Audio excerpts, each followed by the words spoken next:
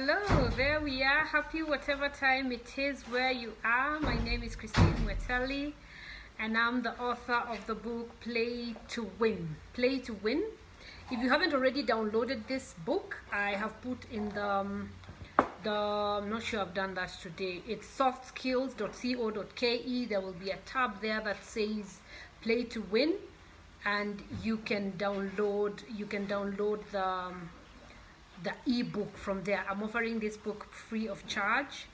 I did this book the original version I did in 2013, and then I did a revised version. What I'm looking at right now is the revised version, which came out in 2016, and I'm just getting ready to do a new book. And so I thought, why don't I offer this book, and actually why don't I go further and do a serialization of this book. So I've been covering one chapter a day. Now, it proved to be more difficult than I anticipated. Sometimes I've gotten completely caught up. So I do try to do this every day, but I can already explain that tomorrow I'm not going to be able to make it because of another engagement. But I will pick it up again on Wednesday, and hopefully by the end of the week we can finish with chapter 10. But today we are doing chapter 7, which is win the war, not just the battle.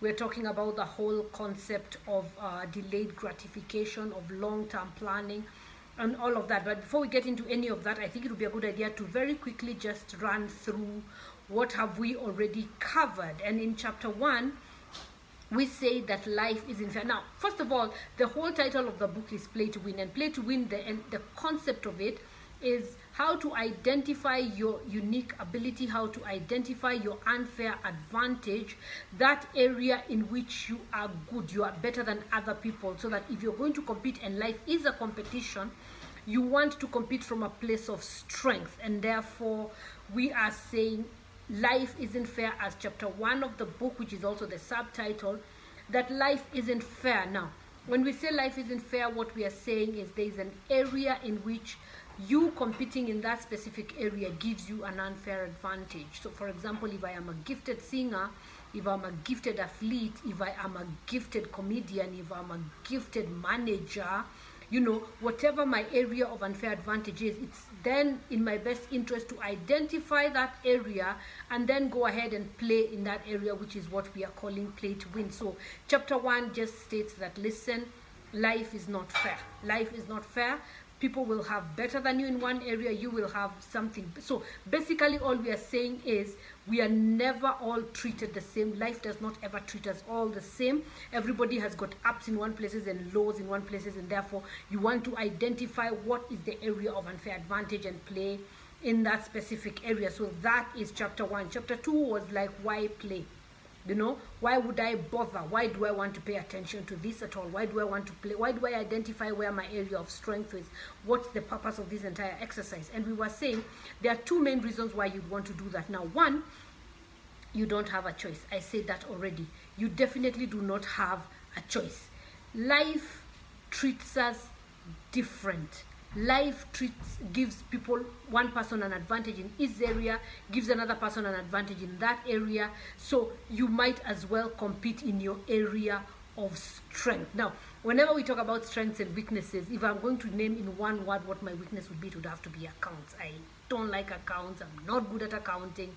So if I was to compete in anything that has to do with spreadsheets and figures and everything, I'm beaten before I start. All right, so life gives me an advantage in one area and a disadvantage in other areas. So that's one reason why you would want to compete. Now, another reason would be that you get a lot of satisfaction. You do get a lot of satisfaction from playing in your area of advantage. You would get, when you're passionate about something, when you have a gift in something, it's also very satisfying for you to operate in that area. So you do want, for your own pleasure, for your own enjoyment of life, to find that thing that gives you, that puts you in flow, There are those things which, when you're doing this thing, you lose track of time. What do you naturally gravitate to? And we're going to talk about those things when we get to chapter 3, which was pick your game. How to identify that area in which you have an unfair advantage. And we gave 4 ways in which you can identify the area in which you have an unfair advantage. And those questions are: what do you naturally like to do? What do you receive compliments for doing? What would you do for free? Or what did you get into trouble for as a child? Those are 4 clues, hints that will tell you what your area of unfair advantage is. All right? Now, in chapter 4, we talked about taking action. Now, you could study your head off, but none of that is going to help you unless you take action. And the difference between people who will make it in life and people who won't is the amount of action they are willing to put in. So chapter 4 is entitled Take Action. Chapter 5 was Pay the Price. Nothing that is good comes for free. Nothing that is good comes for free. You will find that there is always a cost. The cost is hardly ever in cash, but there is always a cost to you. Now, there's those habits you have to cultivate in order to get to where you're trying to go. There's those habits you will have to forfeit in order to get to where you're trying to go. So there's a lot, and we went through a whole list. Now, like I said, in this serialization, I'm not giving you word for word what is in the book, because I've offered you the book. You can read the book. I'm just trying to give you some overall thoughts on what was the key, what were some of the elements, what message was I trying to communicate with this book. And therefore we move to chapter 6, which is what we covered in the last session. And chapter 6 was, I think that was yesterday. Yes, I did that yesterday. Yesterday evening, we talked about chapter 6, which was Get Around Winners. You want to be very careful who you spend time with. You want to be intentional about getting in the right company. You want to be intentional about learning. And we say the best way to get to sit at the feet of people who have more information, more experience than you, is not to come to the marketplace with what can I get. Come to the marketplace with what can I give. There's people who are ahead of you. There's people who are good at what you're trying to learn, and they will gladly teach you. But be useful to them as well. Don't go to them with I want. I even gave an example of how somebody will show up at a job interview and all they say is, I would like the company to do this for me. I would like the company to do this. And at no point are you telling them this is what I have to offer. So get around winners. Be the kind of person who people want to hang around. Let people also want to hang around you, and people will, as long as you're the kind of person who is useful to them. You are offering a service. Now, if you're learning to do something you didn't already know, it might help you to start offering your service for free. That will put you in the company of people you want to attract into your contact list. It will get you to earn favors. It will expose your gift. You will learn while you are doing so. Chapter 6, which we had covered yesterday, was Get Around Winners, which brings us to today's discussion, which is chapter 7, Win the War, Not Just the Battle. Win the war, not just the battle. The whole concept of delayed gratification.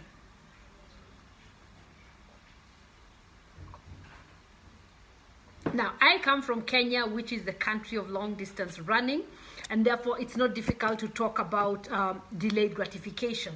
We don't do as well in my country in sprints and short distance run as much as we do marathons and other longer races. So it's easy to talk about delayed gratification.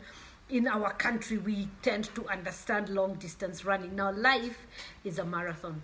Life is not a dash. Don't be too focused on those things that give you a quick win. Focus more on, even when whether we are talking about your career, whether we are talking about your financial planning, you want to give your plan a long-term sort of thought line. You want to make sure that you are thinking of your life more in the longer term. So there are those things, and I think an obvious example would be a high school student, for example. There is all this studying and midnight oil that you have to do, and effort and concentration and assignments and homeworks and term papers. All of this is the effort you put in because you know your eyes are set on the goal. Now, there's an Italian proverb I like that says, he laughs best who laughs last. So don't worry too much about having to make a sacrifice in this season. Don't worry too much. One of my favorite teachers said this recently, and it stayed with me.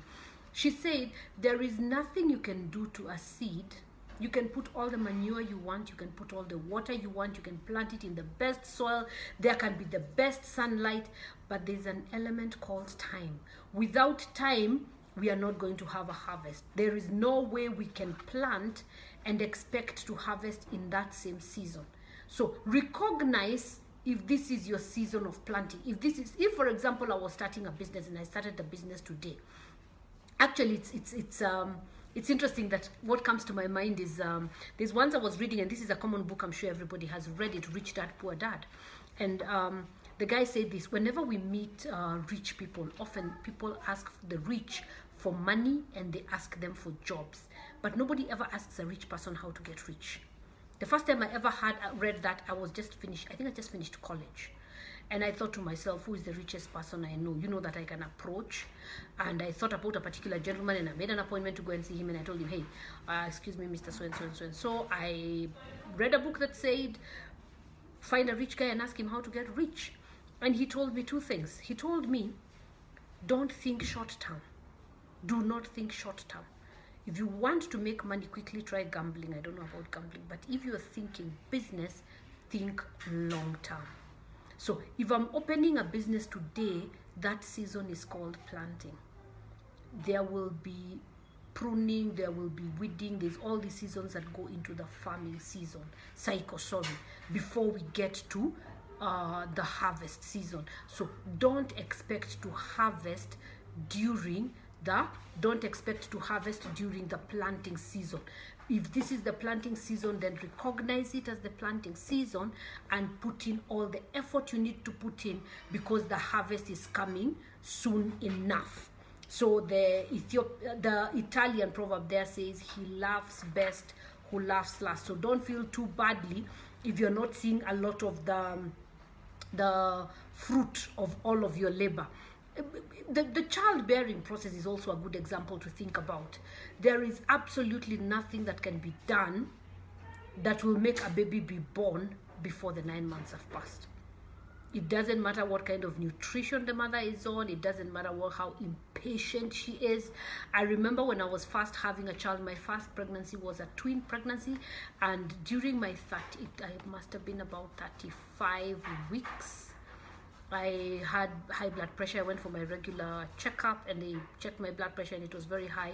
And so they put me in the ward. And because I was that advanced, they put me in the maternity ward. So you can imagine I'm in the maternity ward, and I'm watching people getting admitted, having their baby, and going home. And I'm lying in the bed, and I begged those doctors to induce me. I told them, I'm so tired of being pregnant. Just induce me. I just want to have these babies now. They said no. Those babies need to be in your stomach for the next about week or two. But I could come back in labor. They're like, go home, come back if you must.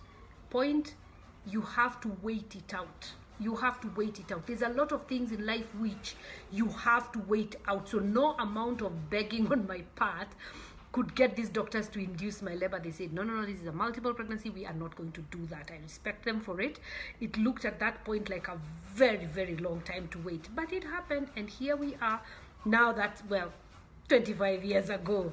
That was 25 years ago. So some of the things that look like such a long time to wait right now, very soon you'll think back and think to yourself, why did I think this was a long time? This was not a long time at all. All right? Therefore, that's I gave a few examples in this chapter. I gave a few examples out of the Bible, actually, of things that were delayed gratification. Actually, the Bible has no shortage whatsoever of examples of delayed gratification.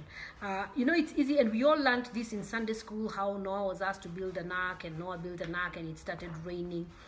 Not very often do we mention that it took 120 years for the rain to start to fall.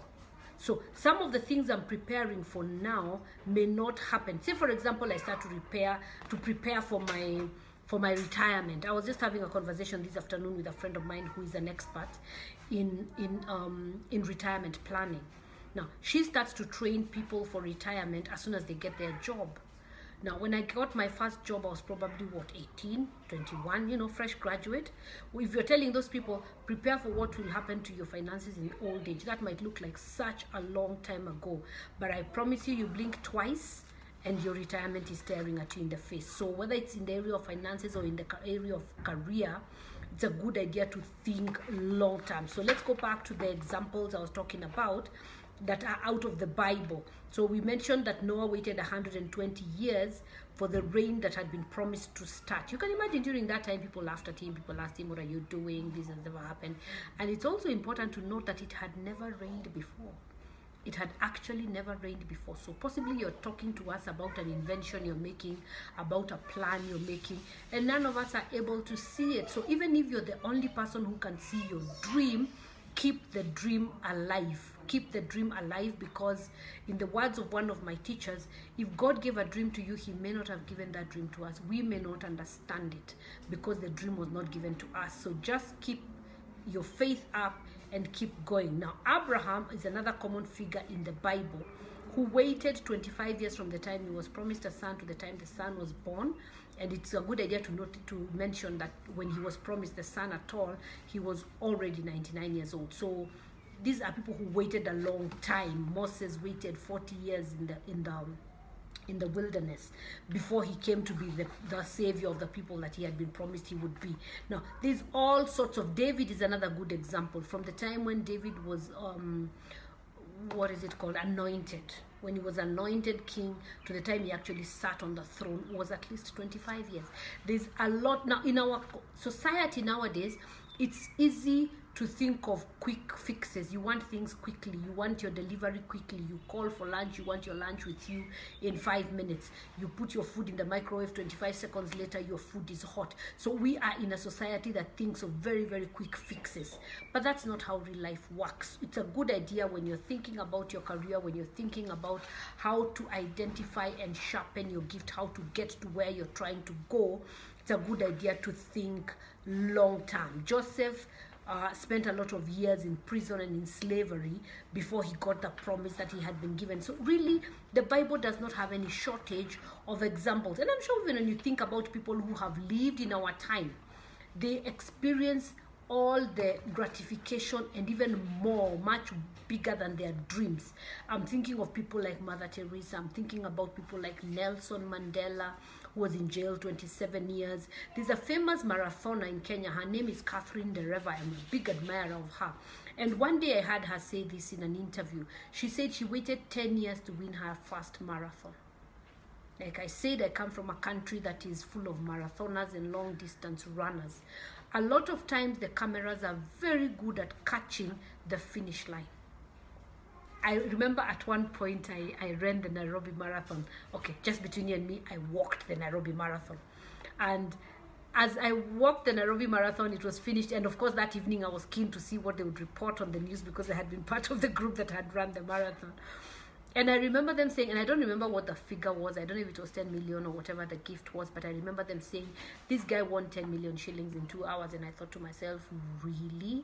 It did not take 2 hours. It took months and months of practice, of injury, and getting better from the injury. So the cameras don't do such a good job of capturing the process. The cameras usually just capture the finish line, which is not accurate. It doesn't always give us a clear picture of what it has taken for this accomplishment to be attained. It would be a good idea to realize that by the time I go and win an Olympic gold, I've probably been sharpening my skill for the last 10 years. I've probably been sharpening my skill for the last 15 years. You never know how long it has taken. But usually when you see somebody win, when you see somebody attain the one thing that, it would be a good idea to ask, and we talked about finding mentors in the last chapter. Ask these people that you admire how long it took for them to attain this thing that you are admiring them for having. Now, if we're going to be talking about winning the war and not the battle, we can't get out of this discussion without talking about your health. You know, when people talk to you about success, you know, success in career, success in finances, success in academics, whatever success is, a lot of times it would be a good idea to mention that you want to be alive to enjoy these fruits. We're talking about how life is in seasons, and you might be in the planting season, you might be in the weeding season, you might be in all the cultivating and everything. You want to live long enough to see the season of harvest. You do not want to go through all this. I remember at one point, some years ago actually, some of the freedom fighters who fought for independence in our country, Kenya, won a legal battle in London, and they were awarded a few £1 million. I don't remember the numbers, but they got quite a chunk of money for the war, for the colonization, and for the suffering and pain and all of that they had gone through. But by the time that the case was won, I remember one of the gentlemen was being interviewed and said, "Oh my goodness, I don't even have teeth to eat any meat." They were now really old men, the ones who had even survived to see this success. Now, this is an extreme example, of course, but it just tells you that by the time you attain some of the things that you have strived for all your life, you might not be healthy enough to enjoy them. Do everything you can to maintain good health. Now, there's two things you want to take care of. I usually like to, there's people who get very scientific about being healthy. They count calories.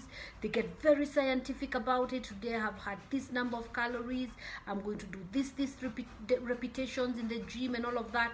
I usually just like to make sure that I am eating healthy and I am exercising. I like to keep it very, very simple. I'm not a very scientific mind myself, but I want to make sure that on any day I've taken out more than I've taken in. If I do that, I am happy.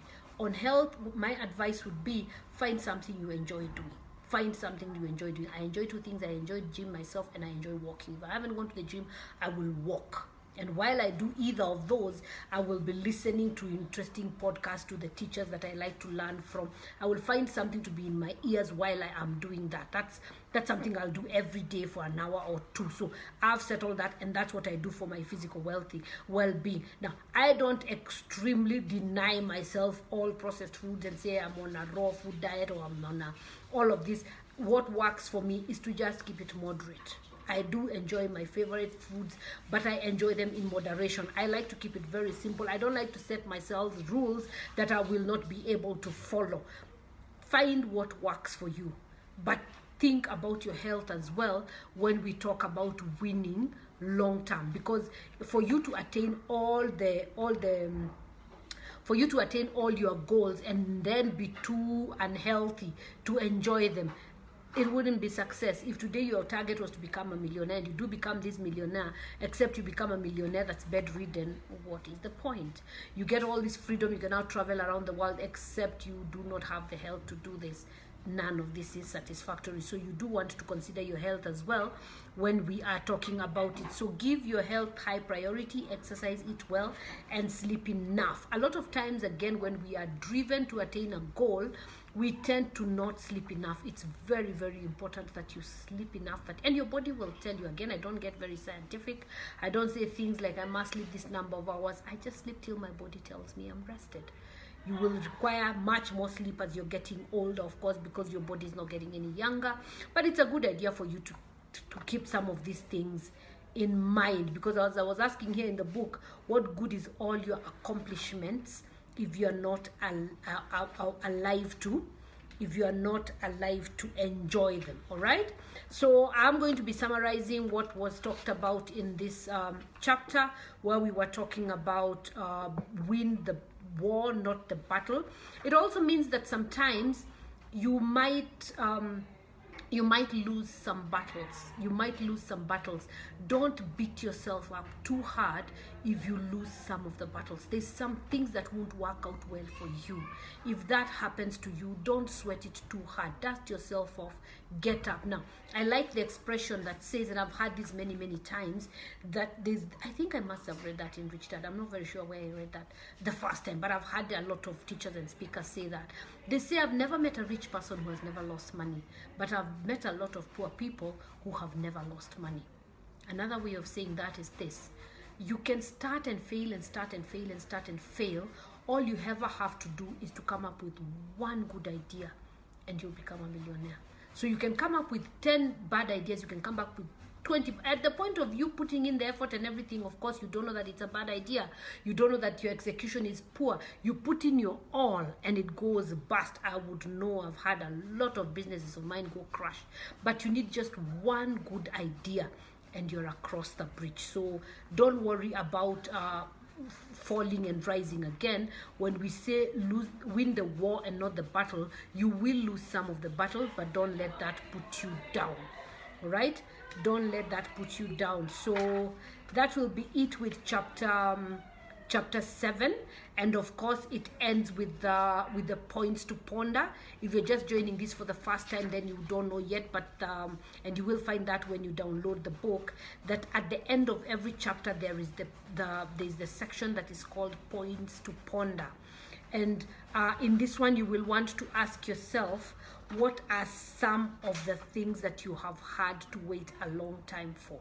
List down some. And remember, what I recommended was don't just the human brain learns in several ways. There is hearing, there is seeing. So write down your thoughts even as you're going through this book. And so at the end of every chapter, you will find the points to ponder section, and the points to ponder section in this one will ask you to write down what are some of the things that you have had to wait a long time for, and which have eventually been satisfactory. When the prize finally came, it was very satisfactory. I remember at one point I was in one of the candidate classes. I don't remember whether that was high school, as I waited for my final exam in high school. I remember sometimes I wouldn't be feeling like reading, I wouldn't be feeling like studying, like it's a sunny afternoon and all, and I don't feel like going to study. And I remember thinking to myself, and the teachers would tell us this a lot, the exam is not going to be testing excuses. I might have a very good excuse for not studying, but the exam is going to be testing results. Who studied? What are the results? So write down some of the things that you have had to wait some time for, you have had to put in some effort for, but when the reward came, the reward was very satisfactory. And then go ahead and also put down, what do I need to sacrifice on now? What are some of the things I am looking towards achieving now, which are going to take a long-term sort of plan, that I have to make sacrifices now in order to attain that in the future. All right, so that covers chapter 7, win the battle, not the war. I will see you in the next session. Like I said, I'm not going to do this tomorrow, but the day after tomorrow, that will be on Wednesday. I'm going to be covering chapter 8, which is win at home. Until then, I wish you a very good evening from Nairobi. This has been Christine with Play to Win chapter 7. Bye-bye.